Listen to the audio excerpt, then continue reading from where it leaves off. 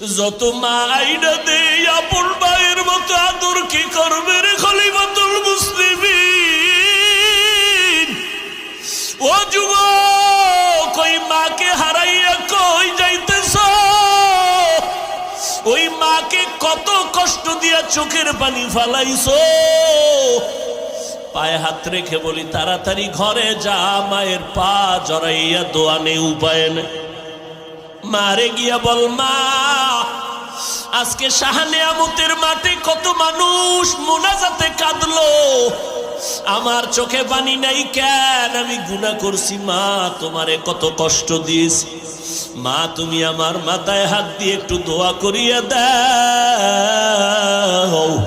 তুমি যদি মাথায় হাত লাগাইয়া দোয়া করো, সাথে সাথে আরশে আজিমে কবুল হয়ে যাবে। আল্লাহর কসম, তোর মা যদি যুবক তোর মাথায় হাত দিয়া দোয়া করে দেয়, সাথে সাথে মাওলা কবুল করে ফেলবে। আর যার মা দুনিয়াতে নাই, বড় এতিম, ঘরে গিয়া মা বলে ডাক দিতে পারবি না রে যুবক।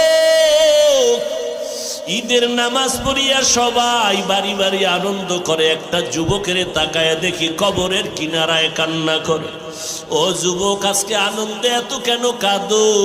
বলে গত ঈদের সময় আমি যখন ঈদগাহে নামাজে যাই, আমার মা মাথায় হাত দিয়ে দোয়া করেছেন, আমার বাবারে নিয়ে এক জায়গায় বসে নামাজ পড়েছে। আজ আমি যখন নামাজে রওনা হয়ে গেছি, দেখি আমার মায়ের বিছানা খালি, আমার মাকে আর পাইলাম না, আমার বাবারে পাইলাম না। কে আমার মাথায় হাত দিয়ে দোয়া করবে? আমার বাবা যদি থাকতো, মাথায় হাত দিয়ে দোয়া করতো। আজ আমি বাবা হারাইয়াছি।